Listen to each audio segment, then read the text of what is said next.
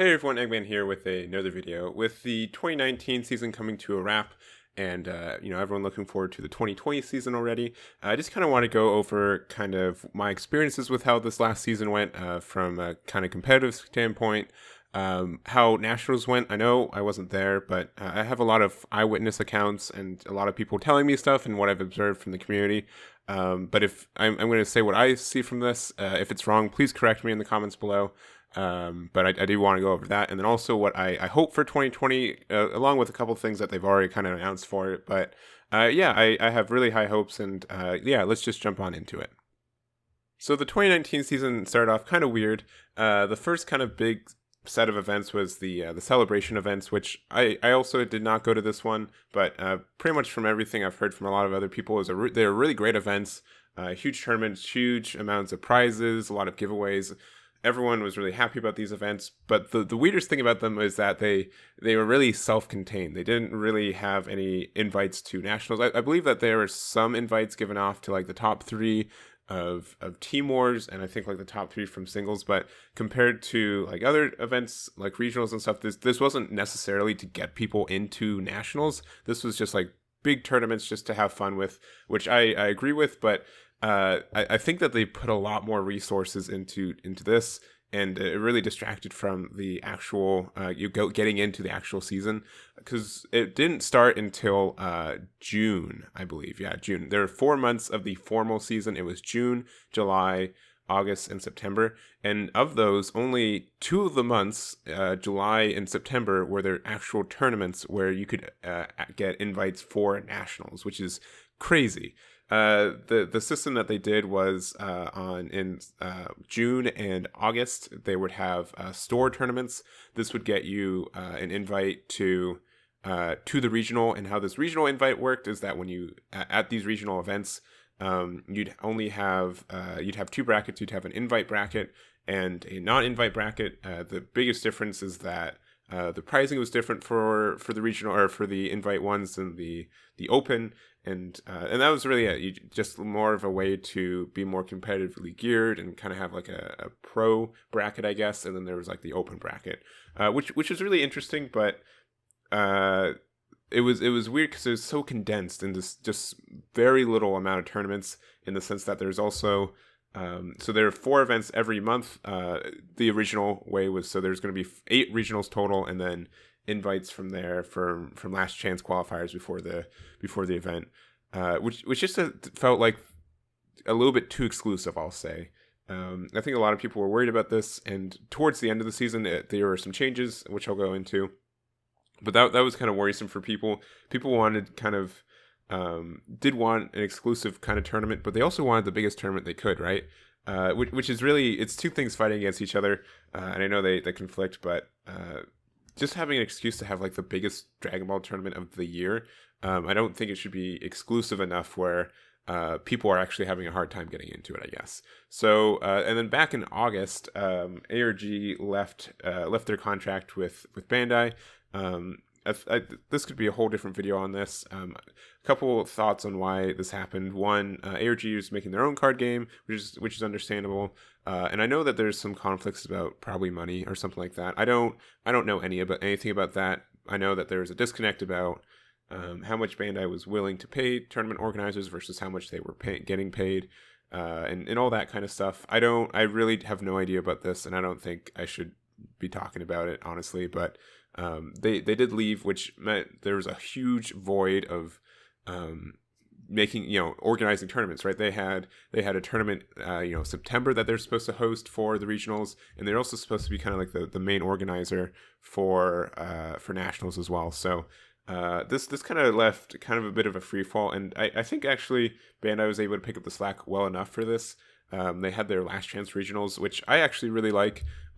Just the idea of that these smaller kind of regionals, more localized to a couple different locations, and the idea is that the pricing isn't as good, but the amount of people who can get in is better. I believe it was top 25% get invites to nationals, which is fantastic, and just helps a lot of people get in. And I think these last chance regionals were the main reason that the nationals tournament got as big as it could, was because there are just these smaller tournaments that could be run in a day.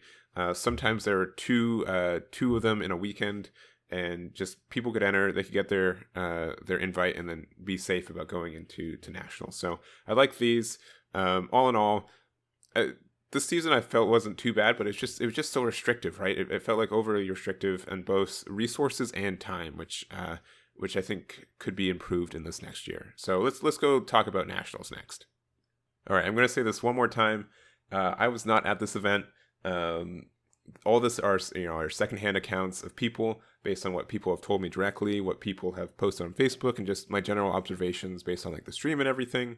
But let's just jump on into it. This was organized by 3 different events, kind of trying to fill the void left by ARG leaving. But it was TAC, Core TCG, and PPG. Though to my understanding, so TAC was the company responsible for the event at a high level. Core TCG was responsible for running the the individual events and side events, and then PPG was only a vendor. I don't think they did any of the organization stuff. I think they were just there and were trying to sell cards and be a vendor for this event. That's what I understand it. So first of all, the floor rules for this event were kind of released late, like a week before the event was was scheduled. They released these floor rules, which I think was a bit. I wish they released them a bit earlier. I'm not sure if there's a disagreement between what the floor rules should be or anything like that, or this is just a lower priority. But I know a couple of these rules were released and people weren't familiar enough with them, and some people got caught up with them. So hopefully, I hope just next season that there's more just like a uniformed rule set instead of this kind of back and forth in what they're choosing. But so that was one thing. The pre-event LCQs. A lot of people were upset about these, and these were kind of one of the reasons I didn't attend them. I didn't have my invite, and I was so afraid about these last chance qualifiers. I was afraid that they wouldn't be well enough, and then if I don't get my invite, then I feel like I'd get really upset and all that kind of stuff. And I feel like that's what happened to a lot of people. Sure, I don't think. I mean, percentage wise, 50% of the people who are in this last chance qualifier mindset probably aren't going to make it, right? If everyone who entered an LCQ got into the nationals, then what's the point of them, right? But so from what I know, this was run by Core TCG. The first pod that they did took 6 hours to run 4 rounds, which I think is kind of bad. It seems I don't know why it took so long, but from just hearing that, it sounds really unacceptable to have it happen that way.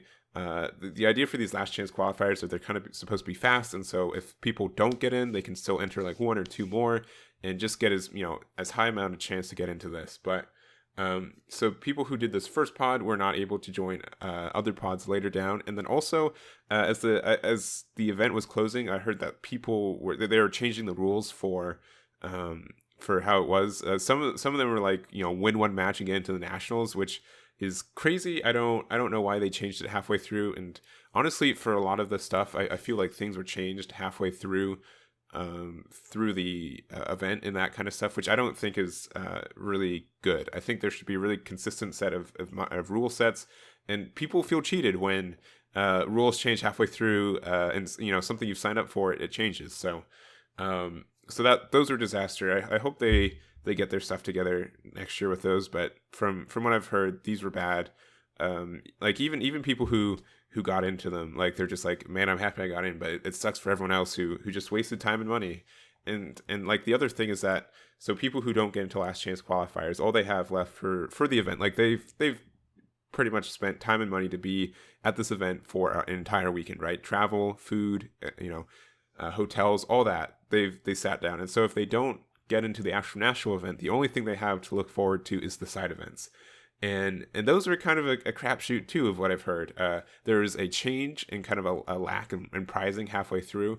They ran out, of event pack and championship pack, and so people couldn't get those, which just really sucks. And there's just like a picture like of how they like use like blue tape to cover up or change like what the prizes were and what the point systems were halfway through. So that's kind of weird. I feel like they should have, like, I don't know why the packs were low, but I would expect them to, know approximately how many people are going to be at these events and how much to use, and they were definitely low on that estimate. And then there's also the draft tournament. So from what I've heard about this, there was like 190 players, but they also did 8 rounds to a 4-person top cut, which compared to at least their main event floor rules are completely wrong, because it should have been 7 rounds with the top 16, I believe, and then doing it like that is crazy. But also they announced the top 4 after round 6, but then still played 2 more rounds. So I don't, and which changed who got into top 4, which I don't know. That just seems kind of weird. I feel like a lot of this could have been avoided, and if they just would have made rules and stuck to them, people would be happier. And maybe the rules were sucky, but at least people wouldn't be blindsided by them. But I think that's what really happened. A lot of people kind of got blindsided by rules changing and not really knowing what's happening, and thinking one thing and then something else happened. So kind of unfortunate about that. The main event, for the most part, from what I've heard, ran pretty smoothly though. So, and stepping aside, if they did one thing right, the main event, I think, is qualified as probably what they should be spending their most resources on. So I'm happy they did that right. It sucks that I feel like maybe the other events kind of suffered for it, but having the main event done correctly is highest priority in my mind. There was some arguments about having it top 16 versus top 32. If this is supposed to be your biggest event in the region, I think top 32. I think everyone was expecting top 32, especially since how tight of top 16 it was. They were less than 100 people away from having a 9th round and going into top 32. So I don't think it would have been crazy to do top 32, and I don't think it was a timing issue or anything like that either. But it was only top 16. And then what else? They also the restriction to only having the top until only one person was undefeated was there as well. So they only ran, I think, 7 rounds total. So 8 rounds was the maximum, so they only ran 7. But I don't know. I know it's a long day, and people just, by the end of the day, people just want to be done and qualify and all that. But I think top 32 should be the standard for events like this. If not, if it gets to like 1,000, maybe top 64. But these are a lot of people. There are over 400 people at this event, and going from a top 16 and for 256 people, and then going to top 32 for 512. I think it should be. I don't think the bounds should be restricted by powers of 2. I think it should be more of just, I don't know, like, it's just having a 256 person tournament and only top 16, I think, is already a little bit low, but having a 420 person and only having top 16 it's just crazy to me. But other than that, like, the actual logistics of the tournament, I think it ran smoothly, which is great. And from what I've seen from the stream too, the stream was a really good boon for the event as well. So that's nationals. I think, I don't know, from what I've heard, I think a lot of people who went there without invites left kind of disappointed unless they got their invites. Just the fact that if they didn't qualify in last chance qualifier, and then also they tried to do these side events, which also weren't run 100%. I could see why a lot of people could be kind of upset and leave just wanting a little bit more from this event. But I am happy that the main event ran smoothly and there wasn't anything crazy on that, because that would have been I think a bigger disaster. So let's go into what I hope for the 2020 season. So here are my hopes for the 2020 season. First of all, they did announce that Worlds is coming, which I think is fantastic. I know a lot of people are kind of looking for it for this season, but I think waiting till next season, I think, as the rule sets get more unified and as Bandit gets more experience hosting these tournaments, I think next year is the right time to do it. And living in the United States and kind of having United States only mentality sometimes, I think a lot of people don't understand how international this game really is. There are scenes all across the world, hundreds, not hundreds, bunches of different languages, and honestly, some of the scenes are bigger than the United States. And the really cool part is that you can look at these different scenes and you can see just how different the metas are. I know some of the metas are different because some of the cards aren't released in their language yet, and all that. But it's really cool to see, what tops at this region, at their regional, their nationals, and having all these players from across the world gather for one big tournament and gather all these kind of like different play styles. I think it will be a really cool event. Even if you're just watching and hearing from it, it'll just be a really fun time. So I'm happy that they announced that, and that that's going to happen next year. I'm hoping the season's going to be longer this year. We only had four months, and of those 4 months, only 2 of those months you could actually go to events that qualified you for nationals. Assuming that they had 8 events and you could only get 32 invites from top 16s on both brackets, you'd have less than 300 people going to nationals, assuming that everyone who got an invite could go. So I think that's way too low. I'm happy they, towards the end of the season, they adjusted that. But I think longer seasons with just more events to get in there. Honestly, from my perspective, I really did like the invite system, just because it kind of gave you one. I want to support local game stores. That's the biggest thing to me. I've been seeing a lot of them die off, and it's not fun to see that. And I think they're pretty big cornerstones for the community. So being able to support these stores through your events, I think is fantastic. So having more events there and having the invite system start there, I think is fine. Especially since you don't need it to get into regionals. The only problem that I had with mine is that I got my invite to the regional bracket, but then there wasn't one anywhere near me for me to actually use that invite. So that's why I'm wanting more events. That's why I'm wanting that to happen, and hopefully that works out. I also know that they announced that there will be celebration events at these stores as well. And I think that's the right choice to do it too. I think too much time and money went into having these giant events, but instead of if you had these smaller events that really promoted local game stores and brought a lot of people in, I think they help out a bunch.